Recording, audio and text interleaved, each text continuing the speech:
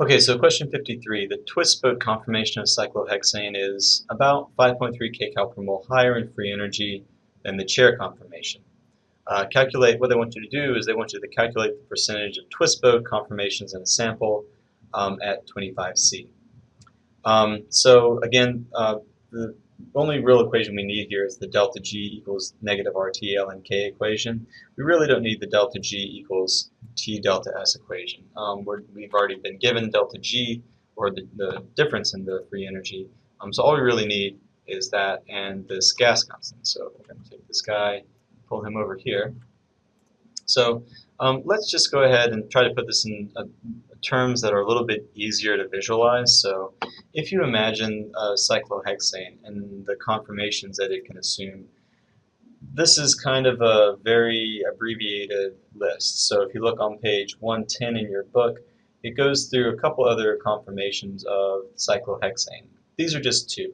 This is just the chair, and it's just the twist boat. So we're basically simplifying the question to only include two different conformations. So we're assuming for the moment that none of the other ones exist. Okay, so we're making it much simpler. So basically, what we can simplify this to is to say that this actual chair conformation is compound A, and this twist boat is compound B.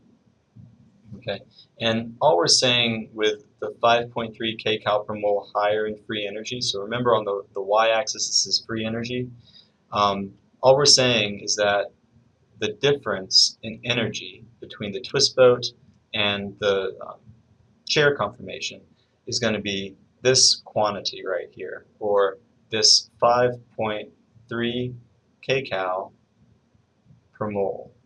So again, the higher on the y-axis, the more unstable the compound is. So this compound B is about 5.3 kcals per mole less stable than the cyclohexane, or the chair conformer of the cyclohexane. So what the question is actually asking you to do is to calculate percentages. It wants to know if you were to take 100 molecules, how many would be in the chair conformation and how many would be in the twist boat conformation. Would we have 50 in the chair and 50 in the twist boat, 99 in the chair and 1 in the twist boat, or 1 in the twist boat and 99 in the chair? So basically along these lines. So what we're going to do is take this delta G. This delta G is actually going to be coming from this term right here. So what we're going to do is say, okay, the delta G, the change, is actually coming from the G of B, this is G, minus the G of A, or the free energy of B minus the free energy of A. Okay, and what we're going to do is say this is then equal to this, gas constant here. So we're just going to copy and paste, put this down here. Okay, and we're going to multiply by the temperature, which this is again 25 plus 273, so 298. So 298 Kelvin. And then we're going to multiply this by the ln K. So I'm going to take this equation and pull it over a little bit, make it a little bit easier to play around with. Okay, so this is going to be multiplied by ln K. Alright, so we already know that the delta G, or the GB minus GA, is 5.3. So let's just get rid of that.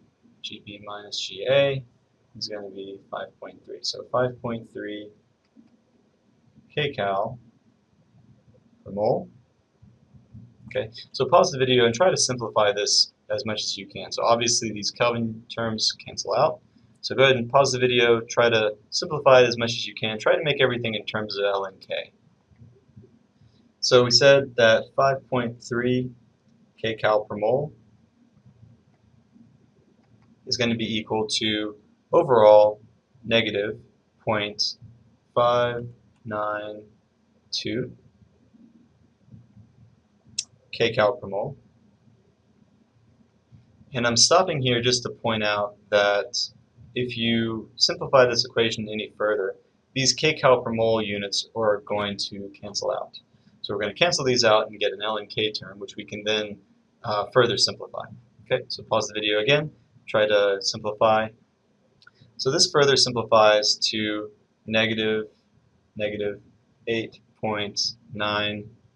Okay. And then we can make this equal to ln k. Okay, and then what we're going to do is to solve for ln k, we're going to raise each side of the equation e to either side. So e to the negative 8.95 is going to be equal to e to the ln of k. It's going to get rid of this ln term. So what we're going to get is e to the negative 8.95 is going to be equal to k. And basically, when we say k, we're basically saying the ratio of b to a. Okay. So this is going to be the ratio of b to a. Okay. So pause the video, do your calculation, and we'll come back.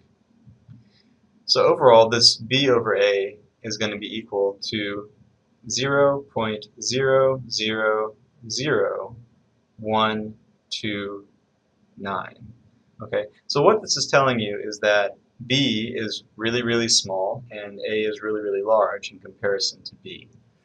So from here, you should have an intuitive idea that the quantity of a should be much higher than the quantity of b, which makes sense because of this delta g, or the fact that a is way more stable than b.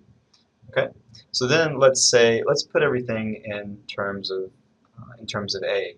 So let's say we have 100 molecules. Let's say b plus a is going to be equal to 100. Then let's say b is going to be equal to 100 minus a. Then we can basically take this and plug it in down here. So we can say that 0.000129 is going to be equal to 100 minus a over a. These a terms cancel out, and what we're going to get is 100 over a. So I'm just going to take this and complete it up above since I'm running out of room. Take this guy, pull this up, and I'm just going to copy paste this bit right here.